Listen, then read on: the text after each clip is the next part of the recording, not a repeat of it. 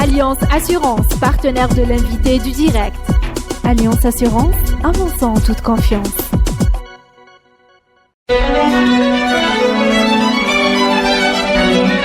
Pour bien s'entendre, il faut bien s'écouter. Rendez-vous sur M, la petite radio du Grand Maghreb.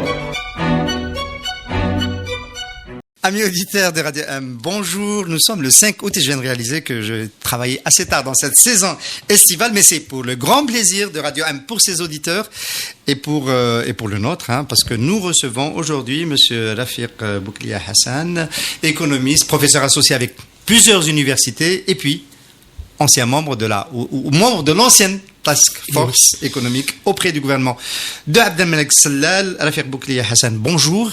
Bonjour Hassan. Merci d'être de retour sur Radio 1. Oui, je te remercie aussi pour ton invitation, c'est très gentil.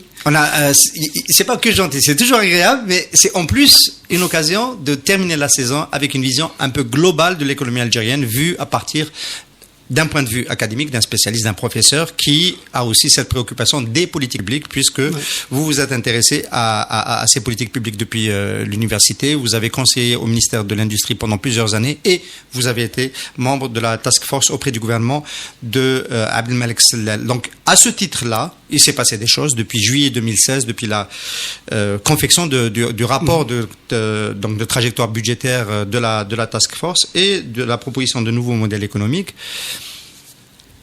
Avec le recul, déjà, un sentiment sur cette expérience-là. Parce que c'était une expérience inédite. C'était la première fois que des professeurs, des spécialistes, des acteurs algériens se sont mis ensemble pour conseiller un gouvernement sur la politique à conduire. Je rappelle que c'était suite au contre-choc pétrolier, à la baisse des revenus pétroliers. Qu'est-ce que le gouvernement pouvait faire ?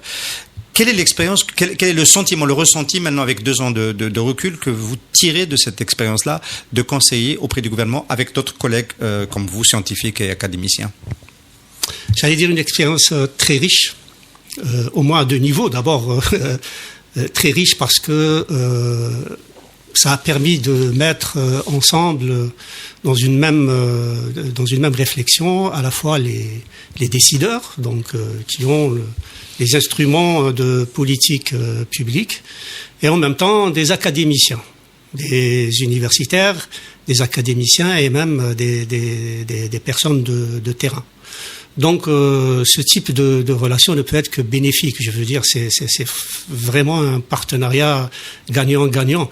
Gagnant parce que ça permet de faire avancer le débat, donc du point de vue des politiques publiques qui sont menées. Aussi gagnant pour nous parce que ça nous a sincèrement enrichi dans notre réflexion. Ça nous a permis de voir à partir d'un œil d'universitaire ce que sont les problèmes de terrain, ce que sont les politiques publiques sur le terrain, donc dans leur mise en œuvre. Donc ça a été une expérience, et je pense parler au nom de tout le groupe, une expérience très enrichissante, donc à tous les niveaux. Alors cette expérience a été enrichissante, mais elle a été aussi utile. On peut noter que le gouvernement n'avait pas vraiment réagi au contre-choc pétrolier jusqu'à la production de votre document, et que la première principale réaction, c'est la loi de finances 2017 qui essaie de consolider les dépenses budgétaires dans le sens de la baisse, qui essaie d'entrer dans une nouvelle politique économique en réduisant en partie les subventions, en laissant peut-être filer aussi un peu les prix, en ne laissant pas filer les dépenses de fonctionnement. Donc il y avait le contenu de ce que vous avez proposé qui a commencé à être mis en place, et notamment la baisse importante des dépenses d'équipement. Est-ce que vous diriez que vous sentez que dans la loi de finances de 2017, la task force a été écoutée notamment sur sa proposition de trajectoire budgétaire? Oui. En fait, moi je poserais la question autrement. Bien sûr, on a été écouté, mais dans un dialogue, si vous voulez, dans un va-et-vient. Je veux dire, c'est pas la trajectoire budgétaire du groupe en tant que telle qui est définitivement acceptée ou pas acceptée. Mais bon, une fois que cette trajectoire budgétaire, une fois que le document et les premières recommandations ont été produites, il y a eu un va-et-vient. Je veux dire, un va-et-vient entre les experts et puis les cadres du terrain, donc qui font la politique économique. Et donc, je pense que la la loi de finances de 2007 a bénéficié 2017.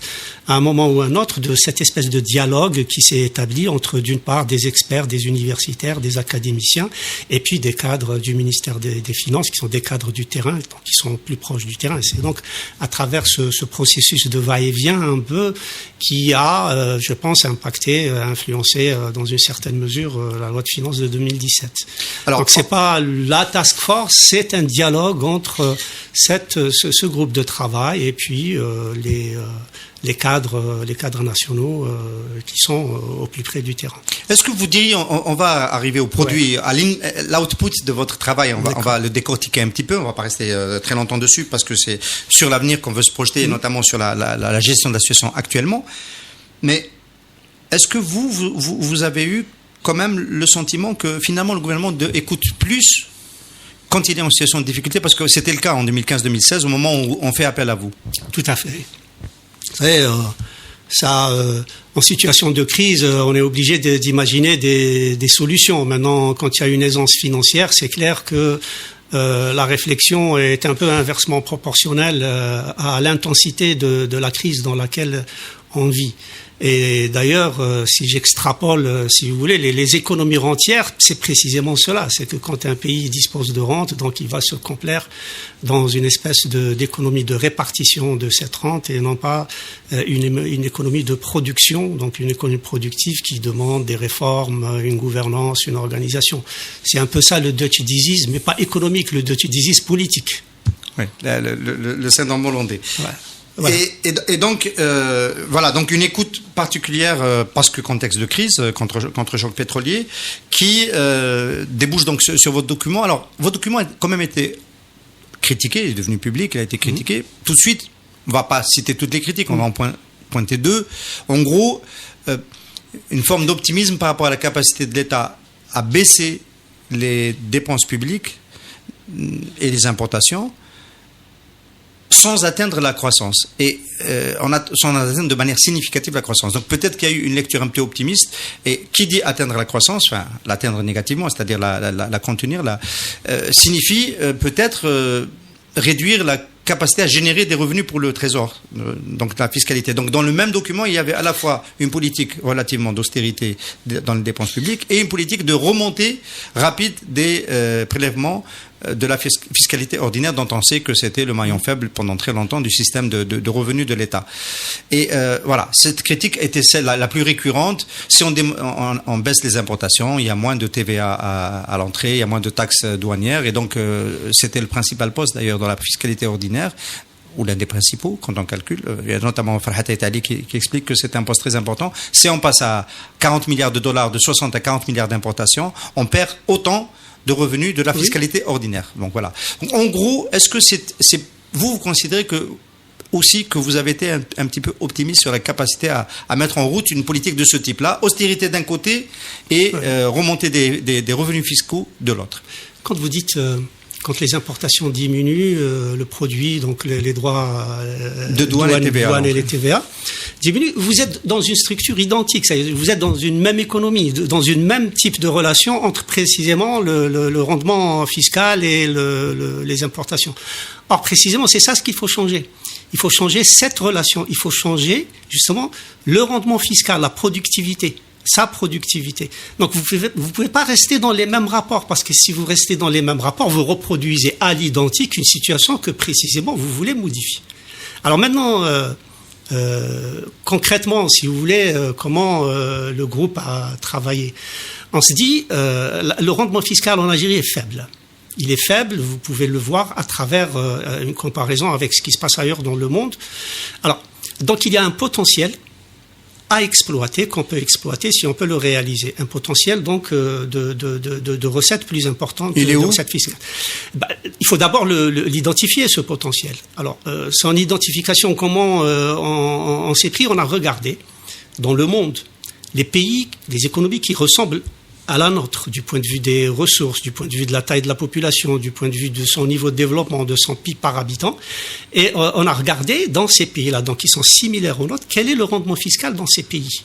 Et on s'est dit, si c'est des pays qui sont comme le nôtre, du point de vue d'un certain nombre de critères et de variables économiques, il n'y a pas de raison pour que le rendement fiscal en Algérie soit plus faible que dans ces pays. Donc on se dit, la cible, le potentiel fiscal, l'espace potentiel budgétaire du Trésor, c'est cette moyenne, c'est ce standard, c'est cette norme internationale, et c'est ce qu'on a considéré comme cible à atteindre. Et si vous faites les calculs, vous trouvez que on a 4 points de pourcentage en PIB hors hydrocarbures qu'on peut rattraper. On a un espace de 4 points de pourcentage du PIB du point de vue des revenus hors de la fiscalité pétrolière. Alors, donc c'est sur cette base, c'est-à-dire que il y a une ambition, il faut avoir une ambition derrière. Si on reproduit la même structure... C'est une ambition de réforme, Boukli Hassan. Bien sûr que c'est une réforme. C'est une ambition de réforme. Et dans la réforme, c'est la réforme du système fiscal. Tout à fait. Parce que ces prévisions, elles sont pas en l'air, elles sont assises sur des recommandations, sur un changement de structure. Je vous donnerai un ou deux éléments de réforme. Le PPP, par exemple. Le partenariat public-privé à travers lequel l'État peut au moins reporter son endettement et donc alléger le Trésor. Un système pratiquement fondé, un système national d'investissement public. Il y a le CNI pour le privé, etc. Mais nous n'avons rien, nous n'avons pas un système de gouvernance de l'investissement public. Donc voilà un certain nombre de réformes budgétaires, pas nécessairement sur les recettes. Les recettes, il y a aussi la fraude fiscale qu'il faut combattre, il y a la modernisation du système fiscal, donc un certain nombre de recommandations qui ont été faites. Et évidemment, c'est en transformant, si vous voulez, ces structures que on puisse changer, si vous voulez, de paradigme. C'est sur cette base, donc, que la projection des recettes a été réalisée. Sauf qu'il aurait fallu plus de temps, quand même, pour pouvoir mettre en place cette réforme et faire décoller des revenus à périmètre différent, enfin, pour changer le périmètre de l'assiette fiscale. Et vous, c'était 3 ans. Oui. Et vous proposiez de revenir à 5% de déficit budgétaire en 2019, ce qui... On était plus ou moins nombreux à considérer que c'était excessivement optimiste, même avec une remontée des cours. Vous savez, 5% seulement. 10% d'augmentation des recettes fiscales, c'est pas impossible, ça a été fait auparavant. Historiquement, si vous regardez l'historique des recettes fiscales, il y a des années où on a réalisé 10, 11, 12% d'augmentation d'une année à l'autre. Donc, je veux dire, c'est pas quelque chose de complètement... C'est les agents du fisc qui travaillent mieux tout d'un coup? Oui, bon, ça peut être le PIB aussi, l'assiette fiscale, donc le PIB qui augmente. Des réformes, une modernisation, c'est ce qu'on a préconisé, et c'est ce qui est en train de se passer. Donc, une modernisation du système fiscal, de la collecte des impôts. Si vous voulez, les options opérationnelles, bon, ça peut se discuter. Ce qu'il y a, c'est qu'il y a un potentiel, ce qui est le plus important, je veux dire, il y a un potentiel qui est là, qu'on peut identifier.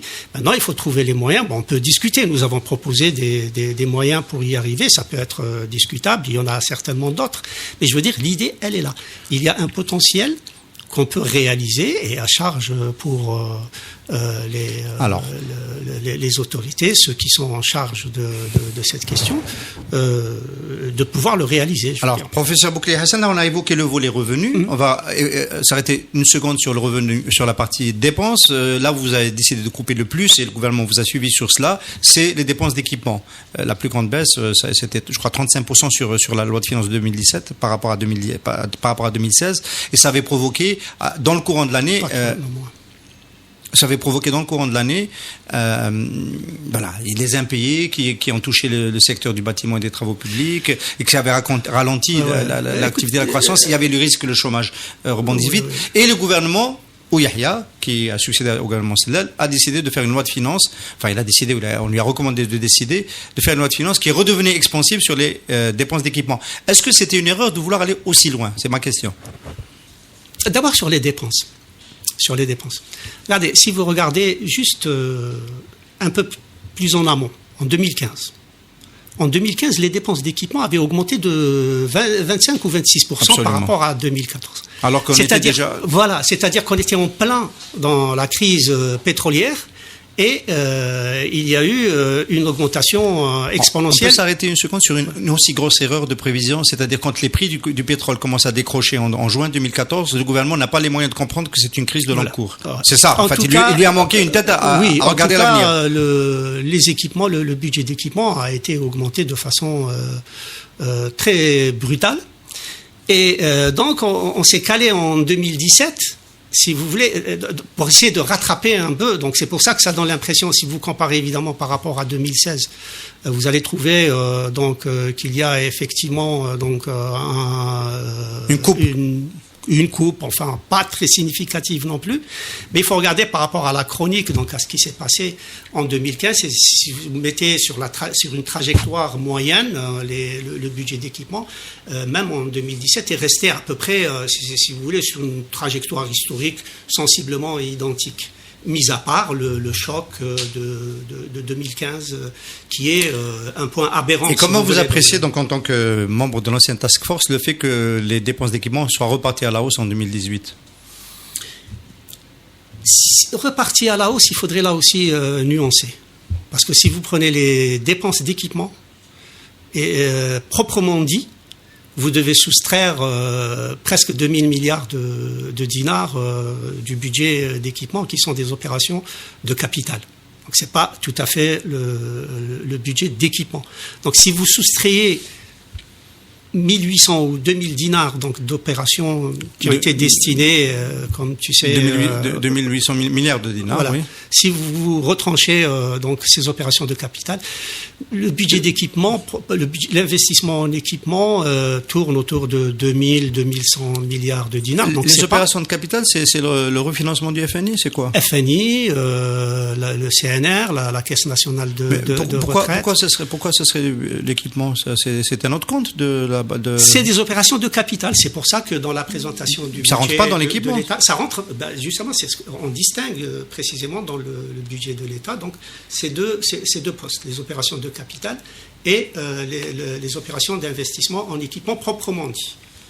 Donc, les opérations de capital, c'est quand, par exemple, il y a un transfert vers un autre agent que l'État.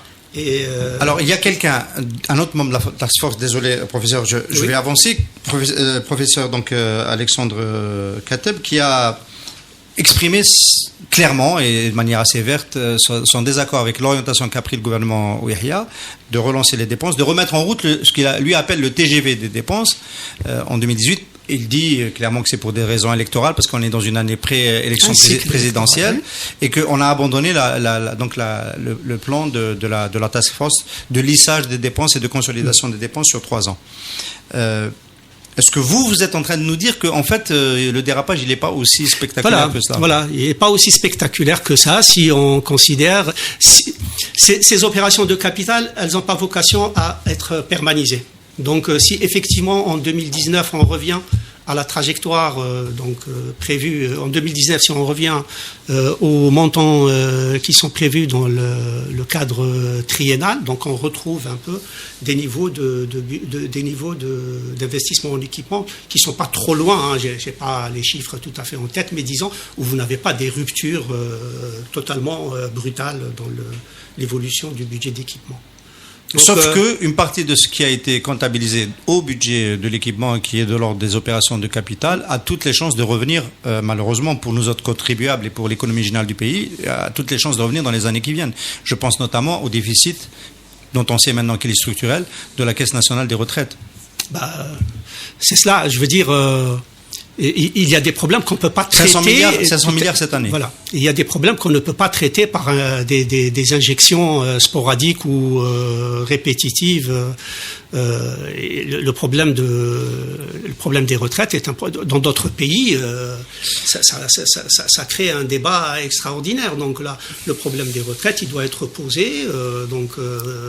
La Caisse nationale de retraite doit être auditée pour voir exactement où se situent les déficits. Donc des études sérieuses doivent être menées en fonction de l'évolution de la population, pour pouvoir traiter le problème d'une façon structurelle. Ce n'est pas le problème si on traite uniquement les finances de la Caisse, on va traiter ça sans arrêt, je veux dire, d'année en année. Ça n'en finira pas, ça sera le tour des Danaïdes. Alors, voilà le type de réformes qui doivent accompagner le cadre budgétaire. Est-ce que vous pouvez nous rappeler, professeur Boukli Hassan, sur la réflexion de la task force au sujet du financement du déficit? Parce qu'on savait qu'on s'inscrivait quand même dans un déficit de plusieurs années. Vous essayez de le réduire avec des politiques publiques et une refonte du modèle économique. Mais en attendant, il y avait toujours du déficit et il fallait le financer.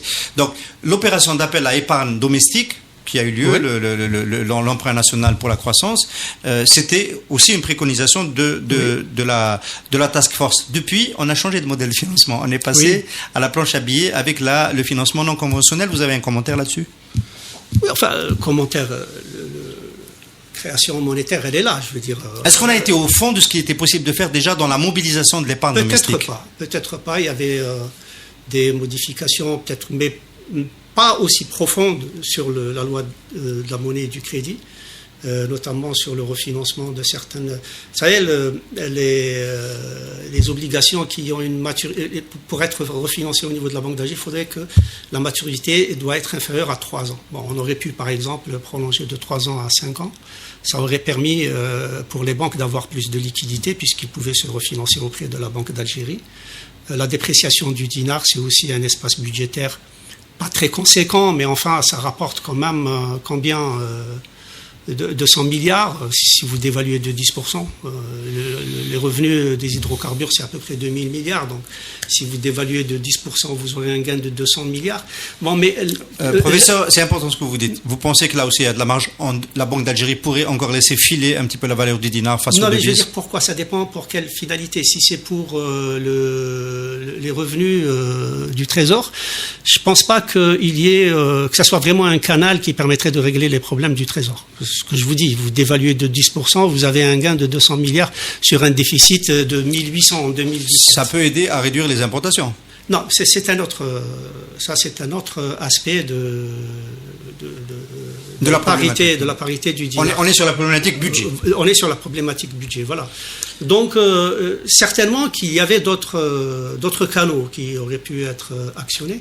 Mais je veux dire, avec le montant des opérations de capital, avec le montant des opérations de capital, je ne vois pas par quel canal prenez le PPP. Mais bon, le PPP, ça prend du temps, comme vous dites. Partenariat public-privé qui peut permettre de financer des équipements. Voilà, avec ce montant des équipements, du budget d'équipement, c'est difficile de trouver des sources de financement avec un FRR pratiquement qui était épuisé. Alors, il y a un chantier qui est resté un angle mort sur lequel il y a de temps en temps des communications, c'est celui du changement de système de subvention.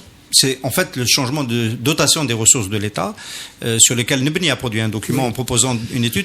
Vous vouliez continuer sur une idée peut-être? Oui, bien sûr.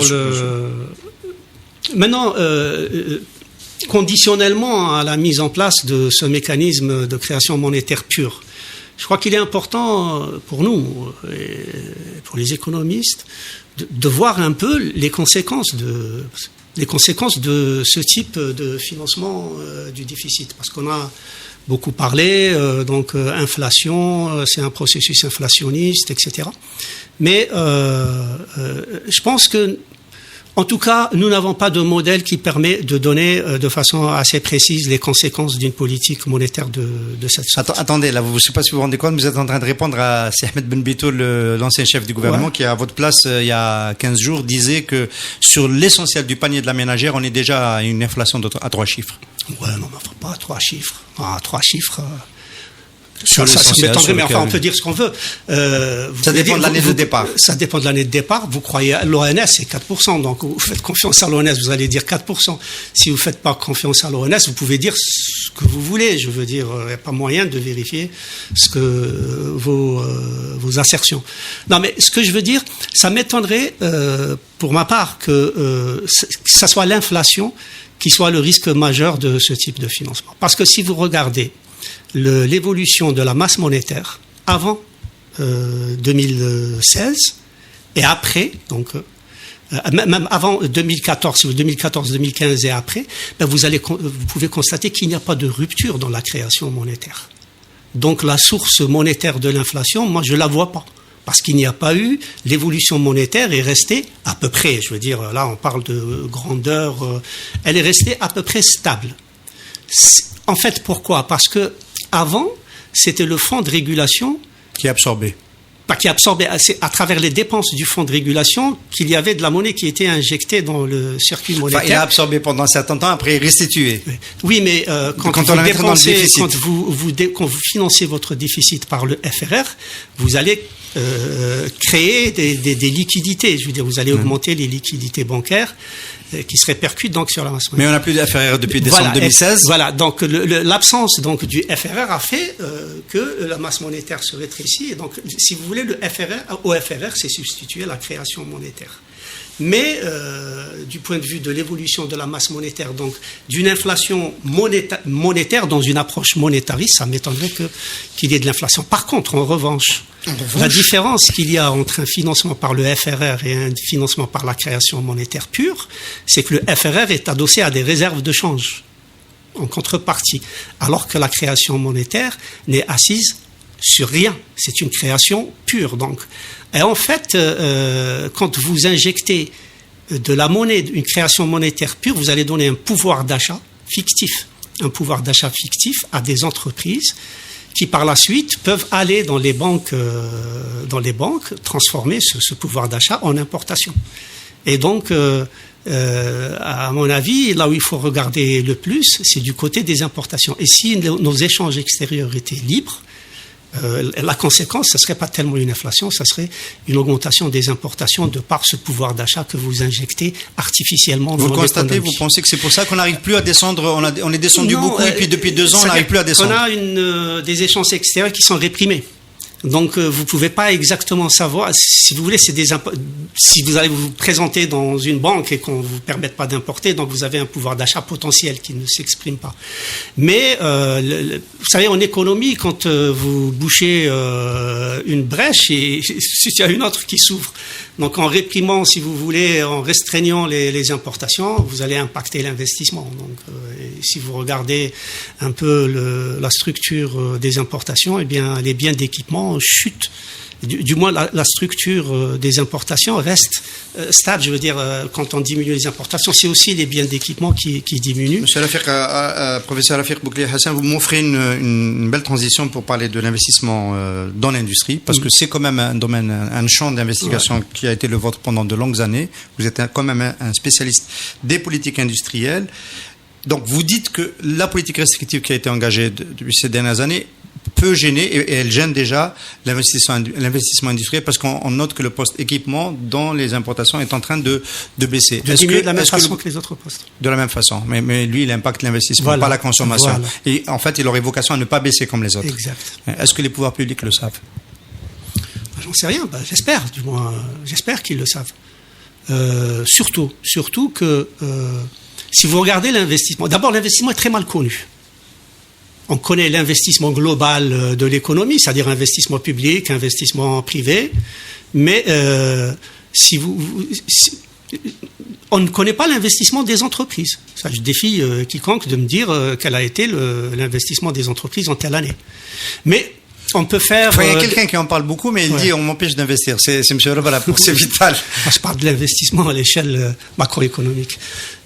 Mais vous pouvez faire un calcul très grossier pour savoir que on est en situation de sous-investissement.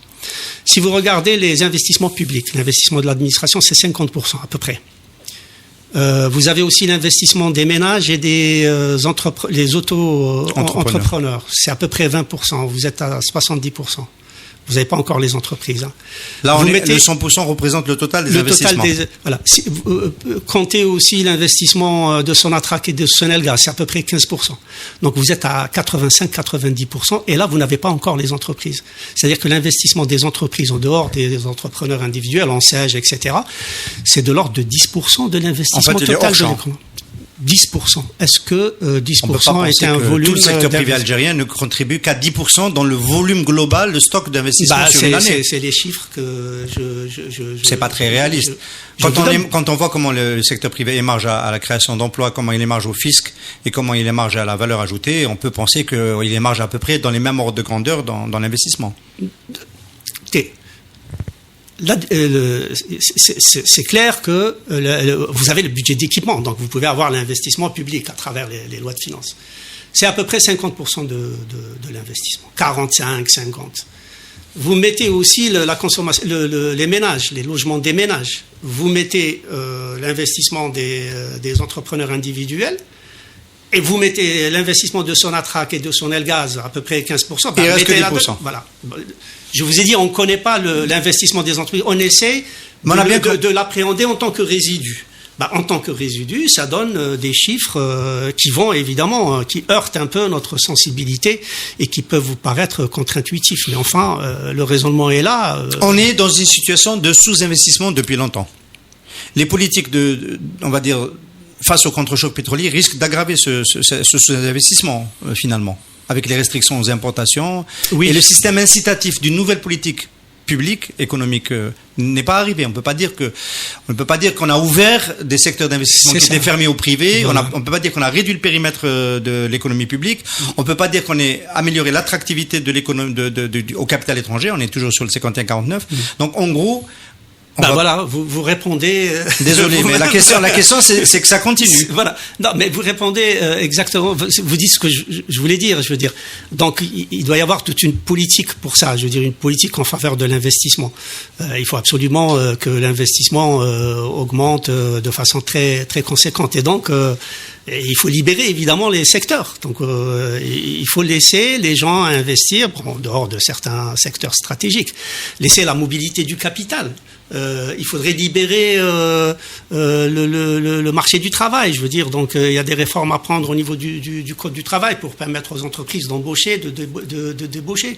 Donc, vous balayez toutes les réformes qui doivent être entreprises donc pour relancer l'investissement. Ce n'est pas une politique, c'est la résultante d'un ensemble de politiques. Donc on pourrait encore en discuter si vous voulez. Alors, dans l'investissement industriel, on a retenu quand même ces dernières années de la substitution à l'importation qui s'est implantée. On n'a pas eu de discours organisé, exprimé par un ministre ou un gouvernement pour dire que c'est une orientation stratégique de l'Algérie sur les 10 prochaines années, mais il y a eu l'import substitution. Voilà, il y a eu de facto de l'import substitution. C'est un peu engagé par le ministère de l'Industrie avec la filière automobile. Moi, je pense que ça peut mener où tout cela? Ça mène pas loin.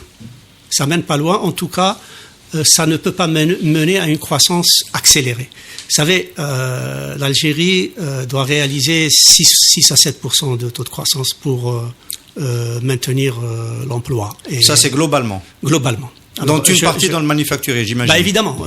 Donc la croissance, après, vous répartissez entre les différents secteurs. Si vous le réalisez 6% et que vous avez... Donc les importations doivent suivre. Vous pouvez pas faire de la croissance en réduisant les importations. Il y a vous arrivez à un certain moment où les importations deviennent incompressibles. Donc ils doivent suivre la croissance de votre PIB. Si vous voulez 6% du PIB, il faut 6% de croissance des importations. Et qu'est-ce que vous avez en face? Les exportations, vous avez 3% d'hydrocarbures. Donc, si vous voulez réaliser de la croissance en ciblant uniquement les importations, vous allez droit vers une crise de la balance de paiement parce que vous avez d'un côté les importations incompressibles donc qui vont suivre votre croissance de 6% et de l'autre côté vous avez des exportations, vous n'êtes pas encore diversifié, faibles et puis donc chaque période vous avez 3%, un gap de 3% qui se répercute sur la balance commerciale. C'est pour ça que nécessairement il faut transformer ce 3%. De façon à l'aligner sur les besoins d'importation qui sont eux-mêmes liés à votre besoin de croissance accélérée. Et donc, c'est les politiques de promotion d'exportation qu'il faut développer. Et cela dit, quand on développe la capacité d'exportation de notre économie, bien on développe aussi sa capacité à affronter la concurrence au niveau interne, donc à faire de l'import-substitution. Mais parler d'import-substitution uniquement, moi je trouve que ce n'est pas compatible avec une croissance, avec une forte croissance. Vous pouvez croître à 3% comme le prévoit le FMI, encore moins, mais c'est une autre histoire.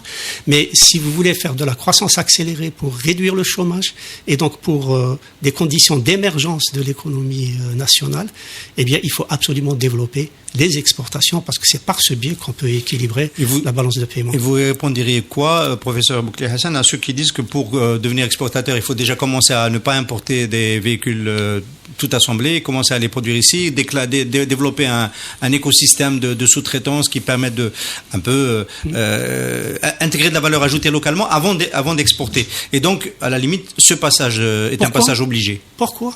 pourquoi vous n'exportez pas? Je ne comprends pas pourquoi le Maroc exporte 400 000 voitures par an et pas une seule entreprise, y compris Renault, ne parle d'exportation de voitures pour le moment. Je ne comprends pas. Est-ce que le Maroc a des avantages comparatifs du point de vue coût salarial? Parce qu'en fait, on est dans le coût salarial, c'est de l'assemblage, c'est pas de la robotisation. Est-ce que ils sont plus compétitifs que nous? Non. Donc, moi, il me semble que l'exportation, précisément dans le secteur de l'automobile, doit être posée au premier plan, je veux dire. Et puis, quand vous exportez, déjà, vous ne heurtez pas les équilibres de votre balance de paiement, parce que quel que soit X, vous avez toujours la balance de vie. Voilà, la balance de vie, si vous voulez, pour parler dans les années 80. Donc déjà la balance de devise, vous la préservez. Donc c'est un moindre mal, c'est-à-dire à la limite vous tirez à blanc, mais ça permet d'initier un processus d'exportation, ça permet un apprentissage à l'exportation, ça permet de connaître les marchés extérieurs, ça permet de se mettre dans une dynamique de marché mondial. Exporter, vous avez un marché infini. Donc, que peut le marché national, qu'est-ce qu'il peut absorber? 100 000, 120 000, 130 000 C'est grave voitures. Ce que vous dites, Non, c'est pas grave. C'est grave ce que vous êtes en train de pointer, une erreur d'évaluation stratégique au niveau souverain, c'est-à-dire que on a vu le marché algérien au lieu de voir le marché mondial. Non, si vous regardez le cahier des charges, on leur demande d'exporter plus tard. On leur demande d'exporter, bon, je ne sais plus, dans 2 ans, après 2 ans d'activité ou 3 ans. Mais bon, on ne construit pas une industrie de l'automobile en une année. Les Coréens, ils ont mis 10 ans pour faire plus de 10 ans pour faire leur voiture. Mais, je veux dire, ça doit être une préoccupation majeure. Je veux dire, l'exportation doit être une préoccupation majeure. Même si à la limite, je n'intègre pas, je n'aurais pas perdu dans le change. Maintenant, intégrer, c'est un processus. Vous n'allez pas mettre en place un écosystème cadélique avec un claquement de doigts. Mais bon, c'est comme ça. Je veux dire, il faut promouvoir une filière. Évidemment, quand on part de zéro, on y va, je veux dire. Professeur, est-ce qu'on a une idée du seuil du volant critique qu'il faut avoir pour pouvoir intégrer plus 200 000 véhicules par an produits en Algérie pour pouvoir développer, par exemple, des ateliers d'emboutissage, des métiers Oui, on dit que il faut un seuil dans l'industrie automobile. Oui. C'est à peu près de 100 000 pour pouvoir rendre profitable ces activités de sous-traitance. On s'en approche, là. Oui, mais bon, quand c'est dispatché entre plusieurs entreprises, non. Parce que les marques diffèrent, les pièces de sous-traitance diffèrent. Enfin, je connais pas très bien. Ça pose ce problème, effectivement. Par contre, il y a une autre question qui me semble aussi importante. Là aussi, pour un partenaire comme Renault, rester à 10% 10 ou 15% au maximum de taux d'intégration après plusieurs années d'activité, c'est quand même assez problématique. Je veux dire, Renault, c'est quand même, c'est pas n'importe qui. Je veux dire, c'est quelqu'un, c'est une marque automobile. Alors là aussi, qu'est-ce qu'on attend un peu pour s'intégrer technologiquement? Pas s'intégrer en mettant dans le taux d'intégration une augmentation salariale ou bien les primes que vous accordez aux travailleurs. S'intégrer technologiquement. C'est quand même dommage que le problème... un certain nombre de problèmes. Je vais peut-être paraître un peu ambitieux, mais enfin, la voiture qu'on produit, c'est une voiture qui est périmée, qui sera périmée dans quelques années. Elle est en train de l'être. Elle est en train de l'être. Et pourquoi on reste uniquement sur le salaire, sur le coût salarial? Vous savez, on monte manuellement pratiquement. Mais pourquoi on robotise pas? Alors que Renault, dans d'autres pays, c'est le processus de robotisation, la peinture, la découpe, tout ça, c'est des robots. Donc on attend de la filière qu'elle exporte et puis qu'elle diffuse et puis une certaine technologie. Et c'est à ce moment-là, c'est avec ça, si vous voulez, qu'on peut considérer que la filière automobile puisse constituer un vecteur sur lequel l'industrialisation peut se baser. En fait, prendre les standards qui fonctionnent, qui a un avantage comparatif ailleurs, il faut le transférer tel qu'il est, qu'il est chez nous. Est-ce que le modèle, finalement, puisqu'on parle d'assemblage automobile, il y a un modèle juste à côté de l'assemblage physiquement, d'ailleurs, dans la zone de Tabar-Elisen, il y a Sovac qui assemble des Volkswagen un peu sur le modèle qu'on est en train de décrire et dont on a pointé les limites. Et puis, il y a un Turc qui s'est installé pour faire de l'exportation du textile. Est-ce que c'est pas plutôt cela qu'il faut développer, sachant que quand même c'est pas en termes d'intégration? Je sais pas. On peut parler, si vous voulez, à court terme, si vous voulez. Il y a un processus d'industrialisation qu'il faut initier. On peut considérer l'industrie qui représente bon an mal grand 5%, 6% du PIB. Donc je considère qu'il y a un processus d'industrialisation à initier, donc des industries à promouvoir. Donc ça peut se comprendre. Hein. Il exporte, je crois qu'il exporte, il a dû réaliser des opérations d'exportation, donc c'est bien. C'est construit pour exporter. Voilà, oui. Bon, j'espère que les engagements seront tenus. Voilà, donc c'est bon. C'est bon, ça permet de faire bouger un peu le secteur industriel. Mais ce que je veux dire, d'un point de vue stratégique, là je reviens aussi à l'ambition. Vous savez, le coût salarial, l'avantage coût salarial, à terme, il va disparaître, il va s'éroder pour disparaître, parce que maintenant, la robotisation va frapper et atteindre tous les secteurs, et notamment le secteur du textile. Donc, une fois que vous avez dans les pays développés donc des technologies, donc cette robotisation, l'intelligence artificielle, le robot va remplacer le travailleur, et le robot, il touche pas de salaire. Donc votre coût salarial sur lequel, voilà, c'est de la technologie et de l'équipement. Donc le coût salarial, l'avantage comparatif coût salarial, à terme, il aura tendance à s'éroder et à disparaître. Il n'y aura plus ces histoires de pays ateliers, comme on prétend, la Chine, pays. Ça va disparaître parce que le travailleur, avec ses tâches répétitives, donc, et c'est ce qui fait notre force, parce que le salaire est plus bas. Tout ça, on va lui substituer un robot qui ne touche pas de salaire, donc votre avantage salarial aura tendance à terme. Évidemment, vous allez me dire, oui, mais est-ce qu'on est à ce stade? Oui, on est à ce stade, parce que c'est une révolution industrielle, c'est des technologies qui sont encore en phase de démarrage, c'est-à-dire que c'est un train qui n'a pas encore démarré, ce train technologique n'a pas encore démarré, et précisément parce qu'il n'a pas encore démarré qu'on a le temps de réserver une place dans ce train de façon à y être une fois qu'il sifflera. Et on peut l'intégrer dans les choix stratégiques de politique industrielle d'ores et déjà. Tout à fait. Pour sauter un gap. Tout à fait. Dans le document justement du groupe de la task force, des recommandations sont faites justement pour le développement justement de l'intelligence artificielle, de la robotique, de la biotechnologie. On avait à l'époque un projet de biotechnologie qui devait être réalisé. Bon, je ne sais pas pourquoi ça ne s'est pas fait. Donc tout ce qui est industrie du numérique. Alors, donc je pense que vraiment on a là un potentiel et on a un espace dans lequel on peut s'inscrire et réaliser un leapfrogging, c'est-à-dire brûler les étapes en s'inscrivant dans ces nouvelles technologies. Et évidemment, en partenariat, évidemment, avec les universités, avec l'investissement étranger, technologique, etc. Alors, on arrive sur la fin de cet entretien fort intéressant, professeur Rafiq Bouklia Hassan. La task force a recommandé d'aller vers ces filières-là. J'imagine qu'il n'y a pas eu de recommandation sur les acteurs qui doivent développer ces filières-là, mais on pense bien que ce sont des acteurs prioritairement du privé. Et ça pose tout le problème de la mise en œuvre du nouveau modèle économique qui, en fait, doit beaucoup à l'innovation, à l'investissement, on vient de parler de sous-investissement, à l'entrepreneuriat, on va dire, au déploiement du secteur privé. On a le sentiment que vous avez été proche du gouvernement, qu'il y a toujours encore un manque de confiance dans l'action du privé, dans la construction du développement économique. On a encore ce sentiment-là. Et on ne doit pas l'avoir. Je pense qu'on ne doit pas l'avoir. À l'inverse, s'il y a un sentiment de suspicion, il faut le transformer en sentiment de coopération et de collaboration. Ce qu'on discutait tout à l'heure sur les politiques industrielles. J'entends par politique industrielle les politiques économiques, pas uniquement le secteur industriel. C'est une façon de désigner donc l'ensemble des politiques sectorielles. Je pense qu'on a essayé à plusieurs reprises donc de faire des stratégies industrielles. Au moins 2 ou 3 plans de stratégie industrielle, qui n'ont pas fait bouger le secteur industriel de beaucoup.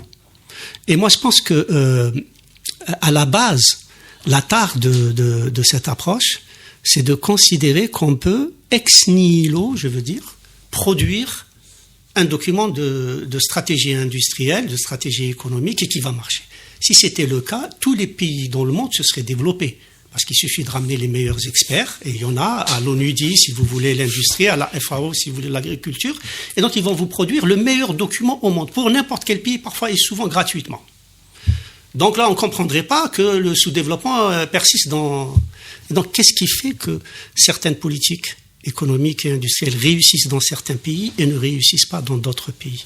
Moi, à mon avis, à la base, il y a un problème de gouvernance des politiques. La politique industrielle est souvent comprise comme étant un blueprint, comme étant un document de recommandations très intelligentes et certainement parfois donc intéressantes, et qu'un secteur donné, X, l'industrie, l'agriculture, doit mettre en œuvre. Eh bien non, parce qu'aucun expert, aussi grand expert qu'il soit, ne peut savoir à lui seul, ce que sont les besoins de l'économie, ce que sont les besoins du secteur. Donc, il y a ce qu'on appelle une asymétrie d'information entre les acteurs dont la charge est de produire des politiques économiques et les acteurs dont la charge est de produire, les entreprises sur le terrain. Il y a une asymétrie d'information. Le secteur public, c'est-à-dire l'administration, n'est pas nécessairement au courant des besoins de l'économie et les entreprises ne détiennent pas les instruments d'incitation pour mener. Donc, la politique industrielle, en fait, ce n'est pas un document, c'est la mise en place d'un processus de dialogue pour justement briser cette asymétrie d'information. Le dialogue, c'est pas dans le sens moral ou dans le sens d'une démocratie économique. Je suis sur le plan économique. Donc ce dialogue et cette concertation... C'est une réduction de l'asymétrie des informations. Une réduction de l'asymétrie d'informations de façon à porter à la connaissance de celui qui détient la carotte quels sont les besoins... La carotte, c'est les incitations. C'est les incitations. Quels sont les besoins du secteur privé, et puis aussi d'amener le secteur privé à intégrer la politique qui est retenue par celui qui détient les incitations. Alors l'architecture institutionnelle de la gouvernance en Algérie ne permet pas cet échange, ce dialogue permanent. En tout cas, pas pour le moment, on l'observe pas. Il n'y a pas de lieu où ça a pu se passer. Il n'y a pas de lieu où ça a pu se passer ces dernières années. De manière, non, il n'y a pas de problème, on peut le laisser sonner, c'est qu'on a sur la fin. Et donc, sans cette possibilité de dialoguer, on peut passer à côté d'une politique qui a été un blueprint à un moment donné, qui va être abandonnée la fois d'après, ainsi de suite. C'est ce qui s'est passé d'ailleurs. Les documents de stratégie sont tout de suite abandonnés 1 année ou 2 ans plus tard. Donc, vous voyez bien que c'est une approche qui ne marche pas. Par contre, justement, ce sentiment de suspicion, comme vous disiez tout à l'heure, ça doit donner lieu, au contraire, à une coopération entre les acteurs. Alors la suspicion, elle vient d'où, professeur Moïse ? Est-ce qu'elle est d'ordre politique ? Est-ce que c'est la volonté de l'État de continuer à contrôler l'investissement, la répartition de la richesse, l'identité des acteurs qui vont s'enrichir, etc. Moi, à mon avis, la question est essentielle, si vous voulez. Bon, on peut discuter d'où elle vient et puis aller sur des sentiers, on peut en parler. Mais il me semble que la question, si vous voulez, c'est si on peut implémenter, si vous voulez, ce type de relation entre les acteurs pour précisément donner un autre sens à la politique économique et à la politique industrielle. Ce qui manque, à mon avis, c'est précisément la construction de ces écosystèmes autour de filières qu'on aura retenues. Écosystème, ça veut dire que vous allez faire participer l'ensemble des acteurs. C'est-à-dire que pour chaque secteur, et parfois même pour chaque filière, il doit y avoir une instance, une structure qui regroupe l'ensemble des parties prenantes, donc les entreprises, l'État, le ministère de l'Enseignement supérieur et de la Recherche scientifique pour ce qui est du rôle de l'innovation, le ministère de la Formation pour mettre en place pour le développement de cette filière l'ensemble des formations que cette filière exige. Donc, j'ai appelé à un certain moment ça des comités de filière. Donc, des comités de filière qui seront précisément le lieu où se discute la politique de développement de la filière. Parce que personne, comme je vous le disais tout à l'heure, aucun expert ne peut sérieusement penser qu'il puisse à lui seul savoir et identifier l'ensemble des besoins d'une filière si vous n'avez pas l'ensemble de ces acteurs réunis et qui pourront, dans un dialogue, identifier les besoins du secteur privé.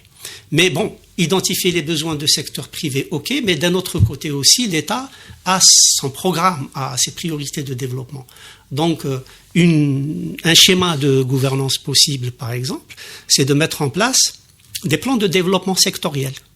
Et à l'intérieur de secteur, des plans de développement de filières, avec des objectifs. Je sais pas, moi je prends la filière de la sidérurgie, donc je trace en concertation avec le secteur privé, donc avec les concernés sur le terrain, un plan de développement de cette filière en regardant ce qui peut être fait, ce qui peut ne pas être fait. On se met d'accord sur un plan de développement. Et une fois ce plan de développement retenu, il appartient à l'État de donner les incitations nécessaires, mais il appartient aussi au secteur privé de remplir et d'atteindre les objectifs qui sont fixés. Et automatiquement, ces incitations qu'on donne, cette dépense fiscale, comme on l'appelle, et qui est extrêmement importante, les bonifications d'intérêt, ça fait partie des opérations de capital de la loi de finances de 2018. Donc automatiquement, j'adosserai mes incitations à un plan, à des objectifs chiffrés auxquels le secteur privé doit atteindre pour... Parce que quand comité de filière, proposition que vous avez laissée au ministère de l'Industrie, elle a été endossée par le gouvernement, elle n'a pas été endossée. Non. Une réflexion qui n'a pas... Mais la task force n'a pas eu le temps de l'intégrer aussi. Si, on a proposé la création d'un commissaire, de recréer le commissariat à la planification, à la prospective, et ce que je suis en train de vous dire figure dans le document. Et ça permet donc, c'est la carotte et le bâton. Et si vous regardez les réussites, les pays qui ont réussi, donc tous les pays asiatiques, c'est cette forme de gouvernance qu'ils ont mis en place. Et jusqu'à présent, si vous regardez des pays comme la Malaisie, le Japon, avec le MITI, c'est des comités de filière où vous avez l'ensemble des parties prenantes et qui ont d'ailleurs un pouvoir de décision même, qui ont un pouvoir de décision. Et donc, rêver pour rêver, ces comités de filière seront chapeautés par un conseil de l'industrie qui serait en quelque sorte le parlement de l'industrie. Et c'est là où les politiques industrielles s'élaboreront et ils auront un sens parce que ce sont des politiques pour lesquelles l'ensemble des acteurs auront souscrit. Alors, on a très bien compris le message et on a surtout compris qu'il y aura probablement besoin d'un changement de gouvernance globale pour pouvoir aller vers une gouvernance de ce type-là qui puisse mettre en route un processus industriel, donc de réindustrialisation de l'Algérie qui s'inscrive dans la durée, qui dépasse la conjoncture la plus courte. Exactement. Trappe dans laquelle nous nous trouvons, la conjoncture la plus courte. Regardez, le 5%, on le traîne depuis 10 ans. Et même sur un PIB qui a baissé. Oui, même sur un PIB qui a baissé. Pas trop loin, 5-6%. Donc il y a problème, je veux dire, les méthodes qui ont été utilisées. Le 5% pour nos amis auditeurs, c'est 5% de la part de l'industrie dans le PIB global, qui est un peu informant. Et on l'a encore, je veux dire, il ne bouge pas. Ça veut dire qu'il y a quelque part, il faut changer de méthode. Et à mon avis, c'est cela, c'est vers ça, je veux dire, c'est vers une concertation, un pacte national, si vous voulez, autour du développement industriel ou du développement d'autres secteurs. C'est ce pacte national avec à la fois des incitations, mais avec à la fois aussi des attentes sur lesquelles donc ces incitations sont basées. Je pense que c'est ce pacte national qui permettra un peu de faire bouger les lignes. Et en même temps, je continue parce que c'est un sujet qui me passionne. Hein, et en même temps, ça permet de donner sens aux incitations. Aujourd'hui, quand je subventionne, je fais une bonification de taux d'intérêt.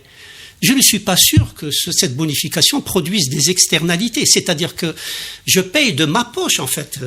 Vous-même, moi-même, à travers nos impôts, nous donnons un dinar à une entreprise privée. Ça n'a pas de sens. Si cette entreprise réalise des bénéfices privés, ça n'a pas de sens. Je n'ai pas à donner un dinar à une entreprise privée. Sauf si on est dans le cadre d'un pacte où on a besoin qu'elle développe une filière qui est stratégique pour l'État, etc. Donc, sauf s'il y a une externalité que cette entreprise génère, là, mon dinar, il va me revenir à plus d'un dinar à travers l'emploi. Exemple, exportation. Voilà, les exportations, donc l'apprentissage, l'emploi. Mais pour le moment, nous ne sommes pas sûrs que ces externalités existent, qu'effectivement les entreprises génèrent en retour ces externalités qui justifient les subventions. Et donc le schéma de gouvernance doit être repensé. L'entreprise doit, si je donne 1 dinar à une entreprise, je lui fixe des objectifs. Je ne peux pas donner 1 dinar à blanc. Je ne peux pas donner de chèque à blanc à une entreprise privée. Voilà, donc c'est un peu ça le... Professeur Bouclier Hassan, on arrive à la fin de cet entretien. En 2019, il y a une alternance entre guillemets théoriquement sur le plan politique puisqu'il y a une élection présidentielle. On peut supposer qu'il puisse y avoir un nouveau gouvernement dans le courant de l'année 2019. Si jamais on revient à cette expérience de la task force et du conseil auprès des experts, vous seriez partant? Bah oui. Je veux dire, moi-même, sur le principe, sur le principe, c'est un peu ce que je développais. Oui, non, parce que je voulais juste m'assurer que c'était. Voilà, et donc je pense que c'était une expérience très enrichissante et puis positive. Je veux dire, c'est une expérience qui ne peut être que positive. Donc, merci beaucoup. On est content d'avoir bouclé cette année, donc 2017-2018 avec vous, professeur Bouclier Hassan. On s'est projeté un peu sur l'avenir. On a essayé de comprendre le Algerian disease, parce que c'est plus un Dutch disease depuis plusieurs années. Et je crois que les choses sont un peu plus claires. Je l'espère en tous les cas pour nos amis auditeurs. Merci beaucoup. C'est moi qui te remercie, Hassan. Merci. Alliance Assurance, partenaire de l'invité du direct. Alliance Assurance, avançant en toute confiance.